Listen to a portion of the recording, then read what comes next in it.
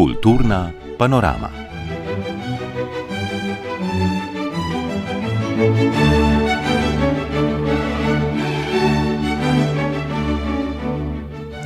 Dobar dan, spoštovani poslušalci, cenjene poslušalke. V Kulturni panorami si bomo danes ogledovali razstave. Precej raznovrstne so, segajo na področje keramike, literature, fotografije, slikarstva in zgodovine. Keramično ustvarjalnost še vedno povezujemo predvsem z dvojim, z uporabnimi predmeti in zahtevno tehnično izvedbo. A meja med uporabnimi in umetniškimi že precej zabrisana, številna dela so konceptualna in kritično naslavljajo družbene probleme, spet druga že z načinom ponovne uporabe opozarjajo na ekološko razsežnost. Ne bodo samostojne skulpture ali krožniki in vaze, izbor inovativnih in presežnih primerov si vsaka 3 leta lahko ogledamo na mednarodnem trianalu keramike Unikum v Ljubljani. Na letošnji 6. izdaji gostuje 170 umetnikov iz več kot 30 držav. Že tradicionalna predstavitev umetniških izdelkov na 2 prizoriščih Narodnega muzeja Slovenije je tokrat dopolnjena še z razstavo uporabnega oblikovanja v centru Rog. Vsa 3 prizorišča si je ogledal Žiga Bratoš. Glina je osnovni material, ki naj bi ga obvladal vsak kipar, meni Dragica Čadež-Lapajne, začetnica trienala keramike Unikum. Ob tem doda, da so bili Picasso, Miro in Chagall, ki so med prvimi v keramiko vnašali svojo umetniško vizijo, celo primarno ne kiparji, ampak slikarji. Lahko rečemo, da to kaže na širino medija, ki ne zahteva nujno prav določenega strokovnega profila.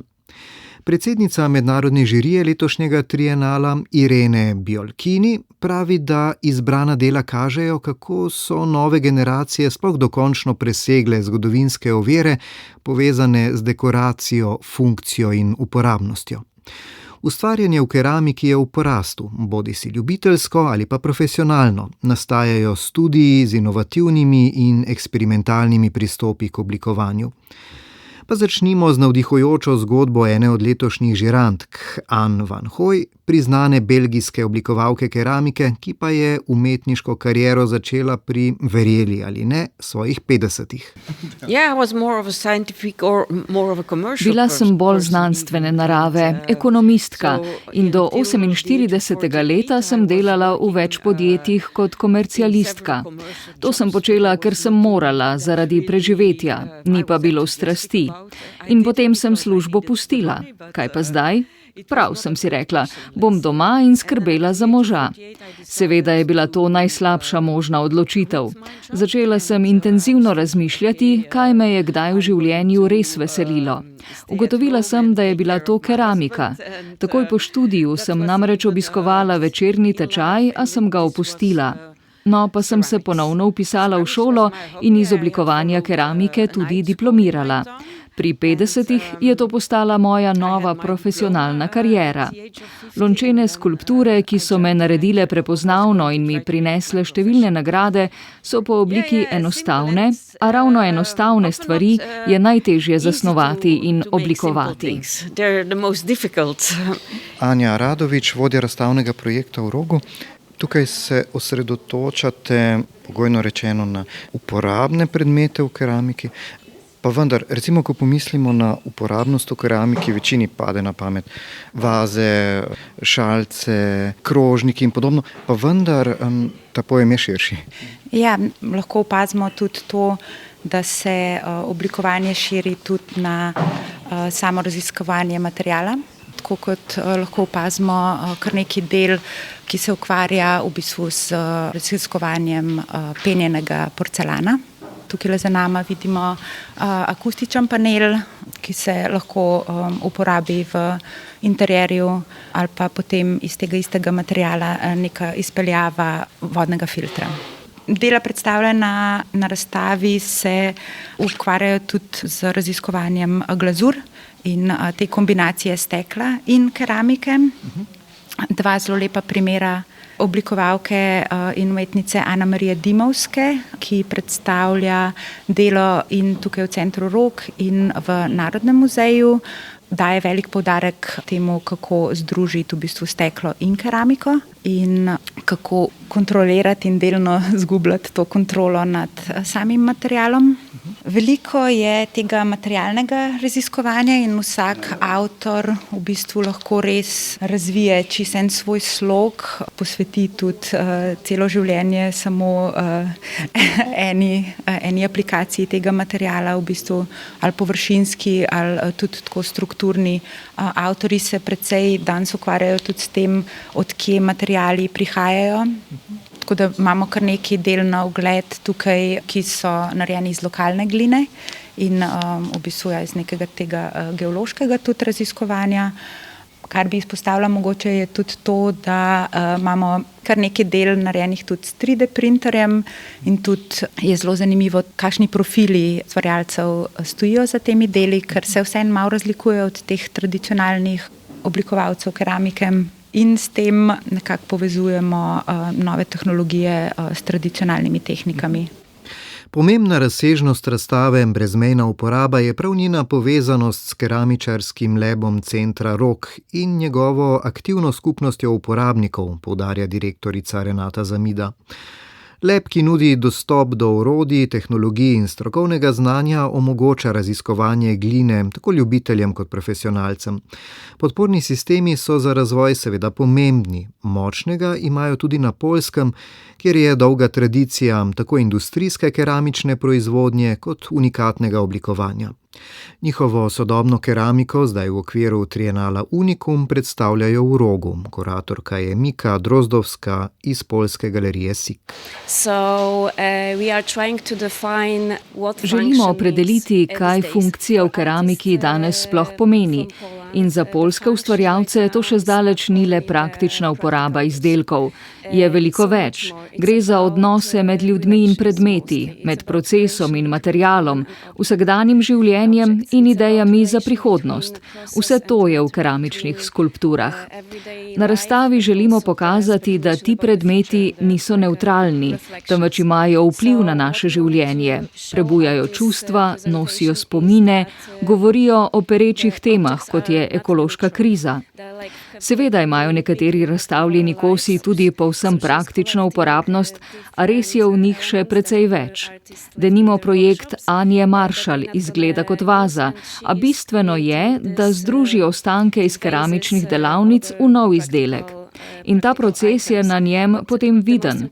Sproži se vprašanje, kaj se s predmeti dogaja, ko nastanejo, kakšna je njihova življenjska pot. Poljsko keramiko bomo lahko spremljali še v pestrem obrazstavnem programu, pogovorih in delavnicah z umetniki. Osrednja razstava 6. mednarodnega Trienala keramike Unikum pa je tradicionalno v Narodnem muzeju Slovenije. Tam se osredotočajo prav na umetniške predmete. Srečali smo se s projektno vodjo doktorico Zoro Žbontar. Letos je na ogled 89 umetnikov iz več kot 30 držav. Veseli nas, da je na ogled tudi več kot 20 slovenskih umetnikov. Na razstavi Unikum vidimo, da je keramika lahko tudi del inštalacije, performansa, videa, torej da je del konceptualne umetnosti, kjer je mogoče bolj v ospredju ideja kot njena materialnost. Tako da je kar nekaj del tudi nagrajenih v tej smeri izpostavljenih letos na razstavi. Priznanje Unikum je letos prejela tudi umetnica Kim iz Južne Koreje z naslovom Varuh hiše, ki je keramična inštalacija, ki prepleta osebne spomine, socialno zgodovino kraja, iz katerega izhaja. Delo je razmislek o tem, kako se v korejskih družinah skozi generacije v generacijo prenašata gospodinjska opravila in zatiranje, nekako kako pravzaprav spominja na matere in babice, ki so upravljale nevidna gospodinjska dela, ko so pravzaprav ščitile družino in bile njen steber. Ja, deluje pa kot neka skulptura, torej, ki visi iz zraka, na nek način kot fosili, na nek način pa kot nek človeški skelet, ne, hrbtenjača povezana s kovinskimi elementi, res zanimivo. Tako, zelo dober opis, prav to hrbtenjačo, ne, ki jo opazimo v njenem delu, asociira na to žensko hrbtenico, ki je pravzaprav nosila in še danes, ne, kot pravi umetnica, prevladuje pri tem, kdo vzgaja otroke in skrbi za gospodinjska dela, in njeno delo je kot nek omaž varuhinjam hiše, neko tako obeležje. Glavno nagrado je mednarodna žirija namenila v Franciji živeči ameriški umetnici Janine Hudson. Pred leti sem v Nici, kjer živim, začela zbirati zavržene papirnate tramvajske vozovnice.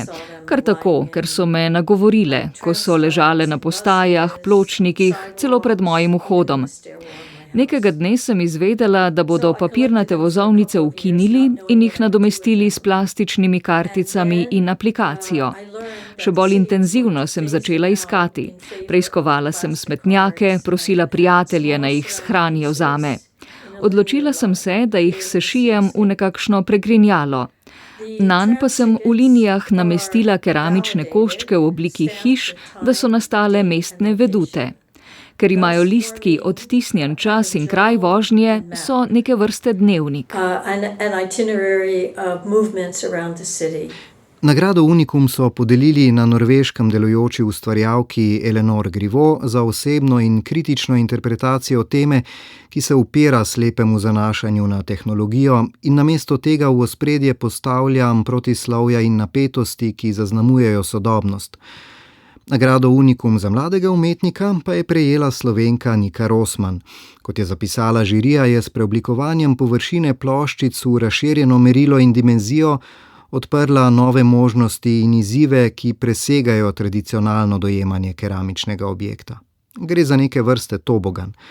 Priznanji pa sta dobili še v Sloveniji delujoča ustvarjalka Vera Stanković in slovenska ustvarjalka Tanja Lažetič. Del trienala je tudi mednarodna razstava študentov keramike iz Turčije, Nemčije in Slovenije. Njihova dela so na ogled na Metelkovi.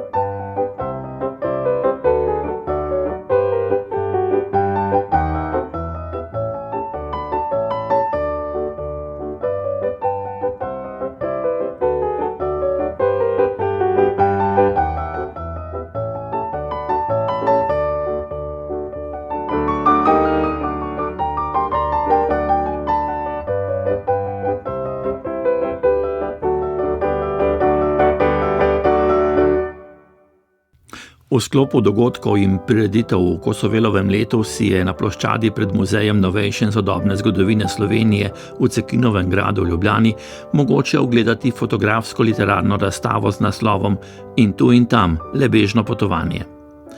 2 tedna pred 100. obletnico smrti Srečka Kosovela jo je na 28 panojih pripravila kustosinja Barbara Kočevar.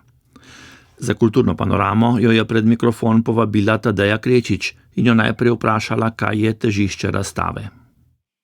Največja teža razstave tukaj je na krajih, ki so oblikovali Kosovela. Jaz kot avtorica razstave sem se takoj na začetku spraševala, kako predstaviti pesnika, ki ga v bistvu vsi poznamo, ampak ga lahko vedno znova na novo odkrivamo. Dejstvo je tudi, da pri nas v muzeju nimamo predmetov povezanih s Srečkom Kosovelom, prav tako ne njegovih fotografij. Tako da v bistvu sem se odločila, da bi res Kosovela predstavila skozi te njegove kraje. Se pravi Kras, Trst, Ljubljana. Potem pa sem naredila tudi izbor drugih krajev, ki jih je v času svojega življenja obiskal in so nanj naredili vtis. Fotografije in razglednice sem izbirala izključno iz tega obdobja, v katerem je živel Kosovel. Torej, obiskovalec razstave vidi kraje v podobi, kot jih je videl Kosovel, torej začetka 20. stoletja. Glede na to, da so to historične fotografije, kje je bil bistveni vir za to, da ste jih pridobili?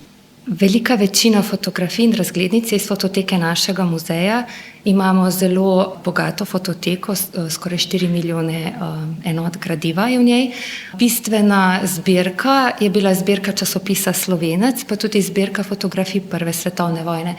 Potem sem se pa za ostale fotografije, ki so se mi zdele ključne, pa jih mi ne hranimo, obrnila na druge ustanove. Torej na Narodno in študijsko knjižnico v Trstu, na Kosovelovo knjižnico v Sežani, na Kosovelovo domačijo v Tomaju, tudi na Pokrajinski arhiv v Novi Gorici ter na Slovenski etnografski muzej. Kot sem že prej rekla, poudarek je na teh podobah krajev, vendar ne samo to. Želela sem poleg podob krajev izpostaviti tudi njegovo besedo, njegova dela, torej njegovo poezijo, njegova pisma, tudi njegove eseje, vse, kar je v povezavi s temi kraji, ki so na fotografiji, torej da bi jih preko njegove besede to celostno podobo tudi dopolnili. Predstavljam si, da ko človek pripravlja tako razstavo, avtorju, o katerem govori, s katerim se ukvarja, zleze tako rekoč pod kožo. In verjetno ugotovi nekatere stvari, na katere prej ni mislil oziroma ki pridejo do izraza šele ob takem delu. Kaj je vas ob tem, ko ste pripravljali razstavo, morda presenetilo ali utrdilo v kakšnem prepričanju? Torej, tako kot večina Slovencev, tudi jaz seveda sem se srečala s Kosovelom v šoli. Kaj več od tega se pa z njim nisem ukvarjala. Torej, poznamo tiste njegove slavne konse, pa izraz gnoj je zlato in zlato je gnoj, pa seveda tudi kraško to liriko, en delček. Zdaj sem se pa res mogla poglobiti v njegovo literarno zapuščino. Prebrala sem zbirko njegovih pesmi, eseje, njegova pisma. Predvsem njegova pisma so me zelo nagovorila, kajti res me je presenetila globina, njegova globina. Kljub temu, da je bil star komaj 22 let, ko je umrl, je že pri starosti 19-20 let razmišljal tako zrelo, tako nepredstavljivo za današnji čas, da bi nek srednješolec recimo skup sestavil take misli. Torej, res me je nagovoril tako in z veseljem sem ga prebirala. Vaša razstava ima naslov In tu in tam, le bežno potovanje, kar označuje, da se osredotočate na kraje, kjer je živel, vendar želite verjetno tudi s povezavo z njegovimi pesmimi, odlomki iz njegove literature, pokazati to povezavo oziroma ozračje, v katerem je živel. Ja, seveda, Srečka Kosovela je najprej v prvi vrsti zelo zaznamovala Prva svetovna vojna. Že zaradi same Prve svetovne vojne so se potem starši odločili, da bi bilo zanj bolje, da šolanje nadaljuje v Ljubljani. In je že to zgodaj moral v Ljubljano. In potem seveda Njegov kraj, ki ga je nosil v sebi, ga je zelo zaznamoval, se pravi ta tišina, pa burja, pa skale, to se vse občuti tudi na razstavi. Ljubljana potem, to je pa drug čas, se pravi njegov čas intelektualnega zorenja. Tukaj se je srečal tudi z umetniškimi krogi svoje generacije, pa tudi z osamljenostjo, kajti v Ljubljani se ni nikoli počutil zares doma. Je bilo tudi obdobje, ko je v bistvu sestro živel skupaj in kar na lepem je šel, je rekel, jaz moram sredi tedna proti postaje šel, jaz moram domov, jaz ne zdržim več tukaj. V Ljubljani ga je tudi zelo dušila ta ljubljanska megla, se veste, Kras je prepišen, jaz sem drugač, tukaj pa tudi to se občuti, sem zbrala tudi take pesmi, recimo zelo mi je nagovorila tudi njegova pesem Slaniki, kajti v tej pesmi je pa v bistvu predstavil tisto politično ozračje takratne Ljubljane. Seveda to so bili na eni strani liberalci, na drugi strani socialisti in tako naprej. In v tej pesmi je v bistvu prek Slanikov zelo dobro predstavil, koliko je bilo pomembno, tudi neke vrste v ozadju, kateri struji pripadaš. Se pravi, da je v Ljubljano prišel sod Slaniki, vprašali so jih po političnem prepričanju, tako gre pesem. Slaniki so rekli, da prihajajo z Islandije, in potem so te Slanike pustili v sodu, zaprte en teden in so se tam usmradili. Tako ta pesem je bila zelo, zelo tako zanimiva, to sem uporabila na enem izmed panojev. Seveda in pa njegov Trst. V Trst je hodil z družino, so hodili že zelo zgodaj, torej v Slovensko narodno gledališče. V Trstu so imeli tudi sorodnike, seveda potem pa Trst, ko je pač to prišlo pod Italijo, pa Trst ni bil več tako, kako bi rekli do Slovencev, prijazen. In to se tudi sem dala torej na razstavo Slovenski narodni dom, na eni fotografiji pred požigom in na drugi potem, ko je bil že požgan. In tudi odlomek iz njegovega pisma, kako je potožil torej prijatelju, da so podrli grad Slovencev, ampak hkrati s tem tudi potrdili ustajo in jo podprli. Torej, ta napetost med kulturami je tudi čutiti potem v njegovem ustvarjanju, kar se tiče Trsta. Doživljanje Ljubljane je bilo seveda pogojeno poleg megle in tega, da je bil zanj to posebej na začetku tuj kraj, tudi ta nesreča, da ga oče ni mogel več finančno podpirati v taki meri kot prej in da se je moral preprosto znajti, da je nekako preživel, to mu je legalo tudi na dušo. Ja, seveda, ta težka finančna situacija, moral se je preživljati potem z inštrukcijami, pač iskal je vse sorte dohodke. Dostkrat je bil lačen. V eni knjigi sem tudi prebrala, da zaradi tega, ker mi je zelo pičilo prehrano, je imel tudi zelo šibek glas, da vse to vplivalo torej tudi na njegovo tako šibkejšo konstitucijo. Še nekaj dodam. Torej, ob razstavi je pa išel tudi katalog, V njem sta svoj prispevek napisala tudi gospa Mateja Kralj, skrbnica Kosovelove sobe in Kosovelove domačije, ter profesor dr. Janez Vrečko, torej profesor z oddelka za primerjalno književnost na Filozofski fakulteti Univerze v Ljubljani, in eden izmed osrednjih raziskovalcev Kosovela. In zelo sem hvaležna njima za njuna prispevka, ker oba zelo lepo dopolnjujeta tudi to razstavo.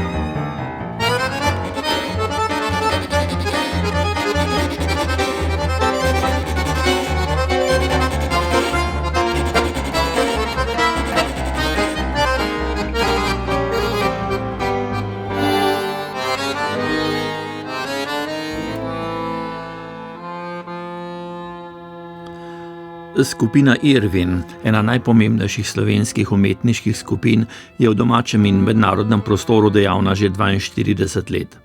Izvedla je okrog 450 skupinskih in samostojnih razstav in čeprav fotografije predstavljajo velik del njenega opusa, ponavadi niso prva misel ob omembi skupine. Na razstavi Irwin fotografska dela, ki so jo postavili v Mestnem muzeju Ljubljana, je prvič na ogled obsežen izbor fotografij, ki so v 40 letih delovanja skupine nastale bodisi kot dokumenti umetniških intervencij, performansov in začasnih postavitev, bodisi kot samostojna umetniška dela. Sanja Rejc. Skupino Irwin je leta 1983 ustanovilo 5 slikarjev: Dušan Mandič, Miran Mohar, Andrej Savski, Roman Uranjek in Borut Vogelnik. Večina je bila tedaj študentov Akademije za likovno umetnost v Ljubljani.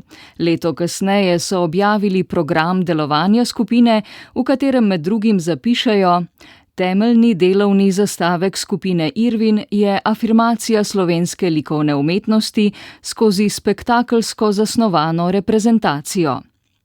Svoj umetniški nazor so povzeli s terminom retroprincip. V nasprotju s tedaj prevladujočim postmodernizmom pa so se navezali na tradicijo konceptualne umetnosti. Razstava Irwin, fotografska dela v Mestnem muzeju Ljubljana, nas popelje skozi odmevne projekte skupine, kot so Svoji k svojim, Was ist Kunst in NSK Garda. O zasnovi razstave kuratorka Hanna Čeferin. Torej, razstava fotografska dela skupine Irwin je zasnovana precej obsežno. Namreč del te razstave so dela, ki so nastajala znotraj 40 let, več kot 40 let umetniške prakse skupine. Seveda smo se pri razstavi omejili na fotografska dela, ampak kljub temu lahko skozi izbor sledimo njihovi praksi pravzaprav od samih začetkov, od leta 1985, ko je nastalo tudi najstarejše delo na razstavi, vse do leta 2025, ko je nastalo najnovejše delo. Tako da ob enem je seveda razstava en poseben pogled v delo skupine, skozi seveda omejitev na fotografski medij, po drugi strani pa še vedno nudi nek celovit pogled v njihovo delo. Za razstavljene podobe tako kuratorka kot člani skupine dosledno uporabljajo izraz fotografska dela in ne fotografije. Če je s pojmom fotografija definirana podoba, ki jo je s fotoaparatom ustvaril fotograf, je s poimenovanjem fotografsko delo zastavljena širša definicija umetniškega dela, v katerem je fotografija le eden od ključnih elementov. O uporabi fotografije v praksi skupine Irwin Miran Mohar. Definitivno v prvem obdobju so bile fotografije kot dokument, čeprav že zelo zgodaj, že v leta 84-85 je v seriji Oho fotografija že bila razstavljena kot del postavitve. S časoma je pa fotografija dobila svoje mesto kot avtonomen izrazni medij in to se je zgodilo z preoblikovanjem Neue Slovenische Kunst NSK državo v času. Skratka, v postmedijskem svetu umetnik izbere medij glede na idejo in kako bi rekel, nikoli se mi nismo smatrali, da smo fotografi, ampak uporabljamo fotografijo, kot tudi uporabljamo slikarstvo. In film in video in tako naprej, zlasti v zadnjih mogoče 25 let. Fotografija kot takšna ima nekako dvojno funkcijo, lahko obenem je dokument, lahko je umetniško delo ali oboje. No in pri nas, bi rekel, vse to prehaja iz enega v drugega. Čeprav na tej razstavi je večji del fotografij tistih, ki so mišljene kot umetniška dela. Če ste skozi to razstavo, boste videli, da nikjer ni samo estetskih kategorij, ampak imamo vedno neko idejo, ki jo realiziramo s pomočjo profesionalnih fotografov. Avtorstvo fotografije je v tovrstnih kontekstih lahko stvar razprav, polemik. Je avtor ta, ki je režiral kompozicijo, ali oseba, ki je pritisnila na sprožilec?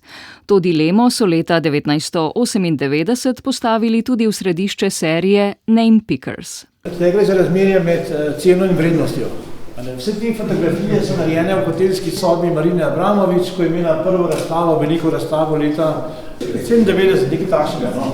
V glavnem fotografiral je Bojan Bresan, in vse tri fotografije so iste, podpisane so različno, in cene so različne.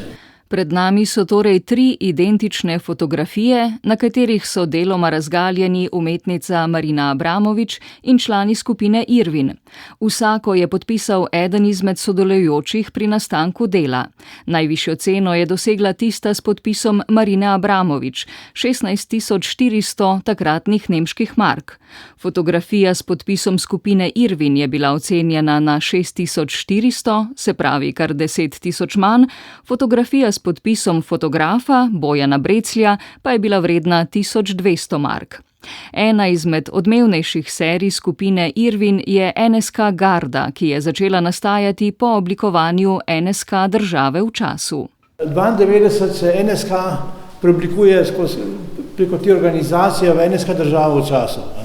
In to je bil čas, seveda, ker se je zgodila tranzicija na vzhodu, države se razpadajo, nove se nastajale in smo mi ustanovili svojo.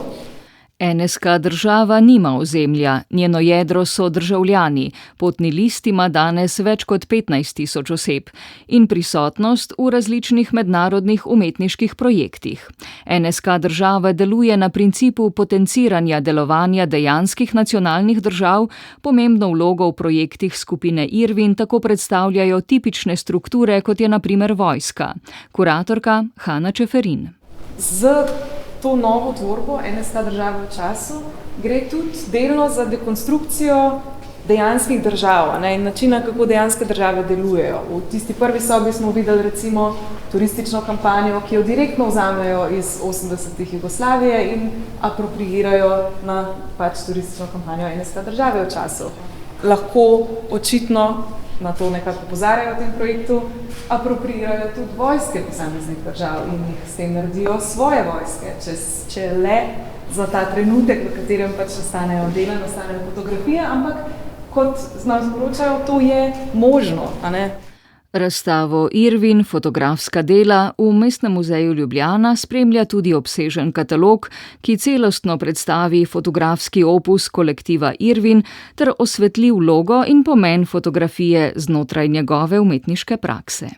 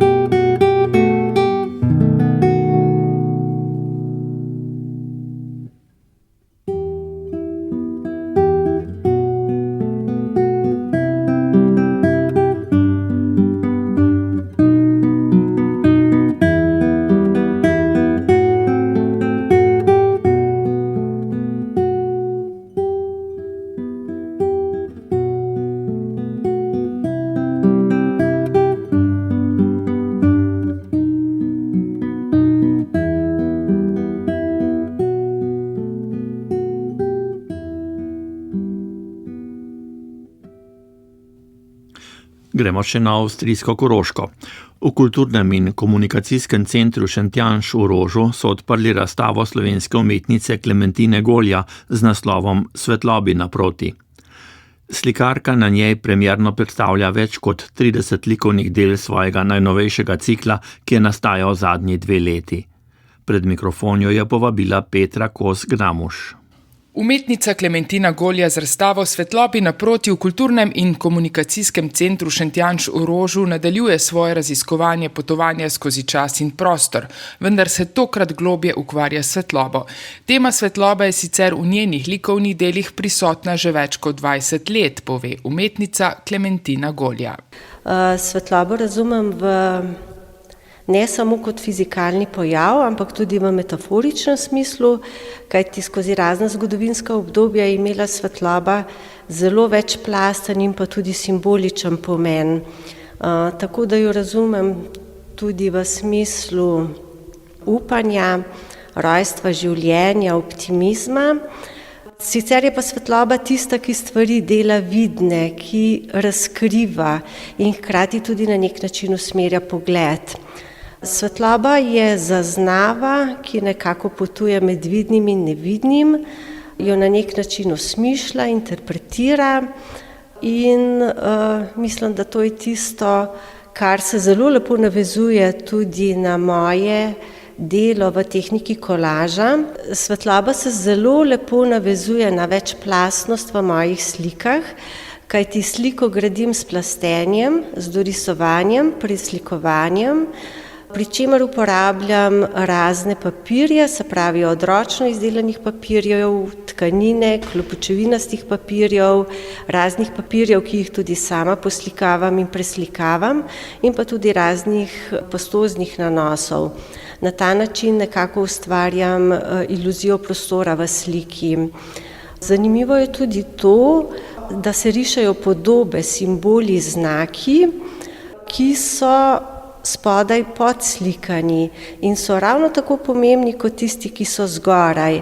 Recimo v psihologiji bi to lahko ponazorila za vrhom ledene gore. Viden je le nek manjši del, se pravi tisti zavesten, zaveden, medtem ko večji del tega nekako ostaja pod površjem. In to je nekako, se mi zdi, bistvo mojih del. Pri svojem delu uporabljam tudi ekspresivno črtno risbo, ki je nekakšna stalnica, nekakšna okosnica v mojem delu. Ta risba je v zadnjih delih zelo spontana, medtem ko v prejšnjih delih sem imela poleg te podzavestne risbe tudi geometrijsko risbo, ki je bil nek antipol temu, tako da te risbe nekako oblikujejo razne simbole in znake. Zelo pogosto so to oblike avreole oziroma trikotniške oblike, tudi oblike kroga ali pa pogosto tudi razne črtne risbe, ki oblikujejo nekakšen labirint oziroma so simbol nekega večnega iskanja. Lahko pomenijo to prstni odtis, lahko so to letnice lesa in v bistvu vse te znake, elemente nekako povezujem v različne kompozicije. V njenih likovnih delih je v ospredju duhovna, abstraktna upodobitev narave oziroma krajine. Meni je zelo velik vir narava, tako da veliko teh form izvira tudi iz nekega naravnega okolja. Te trikotne forme so zelo pogosto tudi simbol gore, se pa prepletajo med sabo na zelo različne načine. Vedno govorimo o pejsažu, kajti spodnji del je običajno nek bazični del, ki je naslikan tudi bolj pastozno, z različnimi temi reliefnimi dodatki, fotografijami. Vmesni prostor je pa nekako bolj prehoden, fluiden, v tem delu se naseljujejo simboli, medtem ko zgornji prostor simbolizira nek duhovni prostor, nek transcendenčni prostor, se pravi prostor neke meditacije. Na razstavi je več kot 30 del, gre za zadnja dela, ki so nastajala v zadnjih 2 letih in so tudi premierno prvič tu predstavljena. No, jaz sem si prišla prostor prej pogledati, tako da sem nekako pogledala, videla, kakšen format bi nekako najbolj ustrezal in tako je nastal ta cikel del Svetlobi naproti. V KNK centru v Šentjanžu, ki je eden najpomembnejših kulturnih centrov koroških Slovencev, so veseli, da lahko gostijo tudi umetnike iz Slovenije in prispevajo k čezmejnemu povezovanju, je povedala poslovodkinja centra Julija Šelander. Tako da nam je to v bistvu zelo pomembno, da ne kažemo samo naše pod narekovajem koroško-slovenske umetnice in umetnike, temveč tudi vedno spet povabimo nekoga iz Slovenije. Mednarodno priznana samostojna likovna umetnica Klementina Golja živi v Kranju. Doslej je imela 121 samostojnih razstav, doma in v tujini pa je sodelovala na več kot 316 skupinskih razstavah. Za svoje delo je prejela 19 mednarodnih priznanj in 3 mednarodne nagrade. Razstava v KNK centru v Šentjanžu v Rožu pa bo na ogled do 6. junija.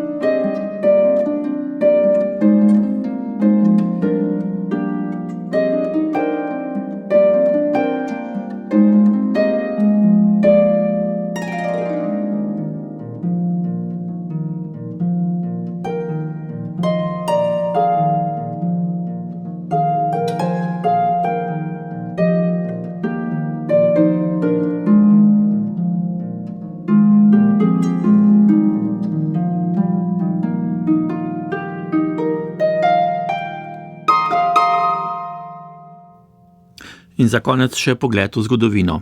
Čudež na Nilu so poimenovali pustolovski podvig Janeza Kocjančiča, ko je sredi 19. stoletja plul proti toku te mogočne reke. Deloval je kot mlad duhovnik v misijonski postaji pri Ignaciju Knobleharju v Kartumu. Njegovi opisi plovbe pa so zgodovinski vir za raziskavo sprememb geografskega prostora Južnega Egipta in Severnega Sudana. Ob 200. obletnici Kocjančičevega rojstva je njegova življenjska zgodba predstavljena v Gorenjskem muzeju v Kranju. O njegovem podvigu pa se je Aleksander Čoboc pogovarjal z Markom Frelihom, kustosom za ameriške in afriške zbirke pri Slovenskem etnografskem muzeju. Ta čudež na Nilu je dejansko njegova plovba z ladjo Dahabija, tako imenovana misijonska ladja, ki jo je Knoblehar s sodelavci kupil v Kairu, to je bilo 1851, ko se je iz Evrope Knoblehar vrne v Afriko s skupino pomočnikov za misijon v Sudanu. No in Knoblehar je dobro vedel, da za delo v Sudanu, kjer so velike razdalje, ki jih je treba premagati po Belem Nilu, da je treba imeti dobro ladjo in je v Kairu kupil Dahabijo, to je tipično arabsko plovilo, približno 40 metrov dolgo. No in posebnost te ladje je bila, da je bil njen trup okovan železom. No in s to ladjo so Knoblehar in njegovi sodelavci odpluli proti jugu, proti Asvanu in še naprej do prvih brzic, tako imenovanih kataraktov. In tam so potem iz ladje odnesli vse stvari, ki jih niso potrebovali med plovbo za naprej, so odnesli na kopno in potem s kamelami prečkali puščavo in potem šele nad brzicami tovor prenesli na ladje in odpluli v Kartum. No, ta vmesna razdalja pa predstavlja seveda za ljudi, ki potujejo po Nilu, veliko oviro, namreč katarakti, brzice, plovba proti toku, to je bilo res nekaj izjemno zahtevnega in takrat je Knoblehar se odločil, da ladjo, ki jo mora nujno spraviti do Kartuma, prepusti mlademu rojaku Kocijančiču, Janezu Kocijančiču, 25 let star fant, ki dejansko ni imel nobene izkušnje z vodo, še manj s kakšno plovbo po taki veliki svetovni reki, kot je reka Nil. Vendar je Janez Kocijančič, lahko rečemo, bil Gorenc, vajen dela, predvsem pa izhajal iz obrtniške družine, doma so bili kamnoseki, tako da mu delo in veščine, znajdljivost in vse to mu ni bilo tuje.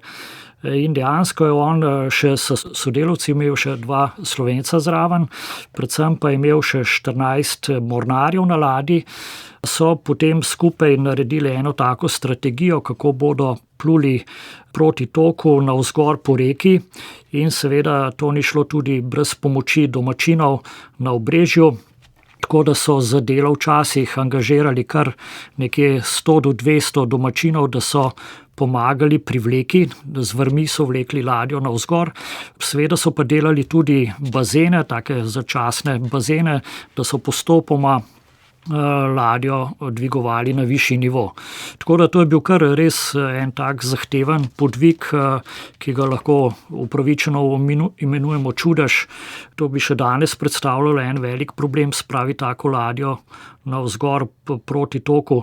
No, ampak takrat je treba povedati, da so seveda predvsem arabski mornarji te veščine obvladovali, so bili vešči takih podvigov, ampak bolj z manjšimi plovili. To je bila pa kar velika dahabija, pa še precej težka, kot sem rekel, kovana z železom, ampak to je morda pa bil tudi razlog, da je lažje prestala vse te trke s skalovjem, ko so jo vlekli proti Kartumu.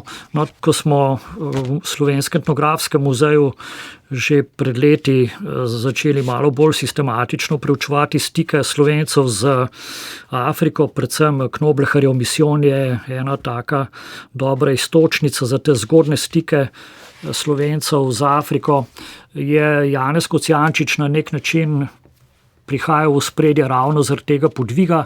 No in letos je 200-letnica rojstva in smo v sodelovanju z Gorenjskim muzejem se odločili, da pripravimo to manjšo razstavo in širšo javnost seveda seznanimo s tem tako imenovanim čudežem na Nilu, predvsem pa opozorimo na eno življenjsko zgodbo zanimivega Gorenjca, ki se je znašel v Afriki, žal mlad umrl pri 27 letih, ampak mi se ga bomo zagotovo spominjali predvsem po tem podvigu na veliki afriški reki.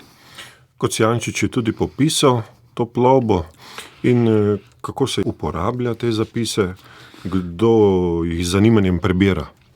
Ja, tisti, ki se zanima za našo preteklost. Mislim predvsem raziskave, spremembe geografskega prostora bolj. Ja, to je zanimivo za vsakega, tudi za zgodovinarja, za egiptologa. Na vse zadnje se moramo zavedati, ko so gradili Asvanski jez, je takrat izginila ena ogromna pokrajina, Nubija, kjer je bilo zelo veliko svetišč iz faraonskega obdobja, iz zgodnjega krščanstva, recimo so bile cerkve tam in to so, kot vemo, pač z veliko mednarodno akcijo Egipčani zelo intenzivno raziskali in predvsem veliko teh svetišč prenesli na višje lege.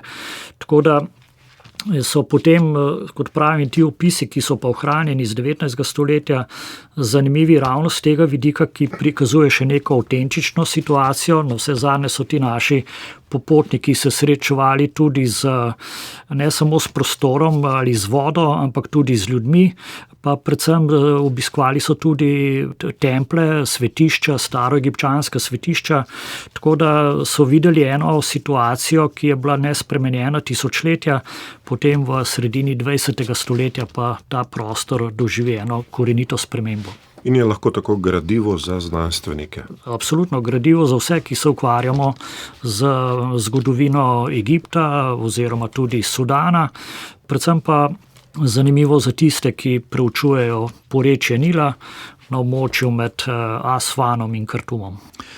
Razstavi Čudež na Nilu smo namenili oddajo Razgledi in razmisleki. Nadaljevanju pogovora lahko tako prisluhnete na Arsu že ob 14:30.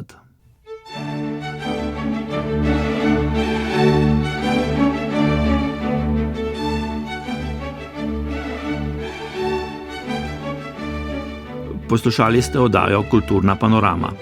Prispevke so pripravili Žiga Bratoš, Tadeja Krečič, Sanja Rejc, Petra Kozgnamuš in Aleksandar Čobec. Glasbo je izbrala Alma Čelik, oddajo je posnel Damjan Rostan. Uredil sem jo Vlado Motnikar.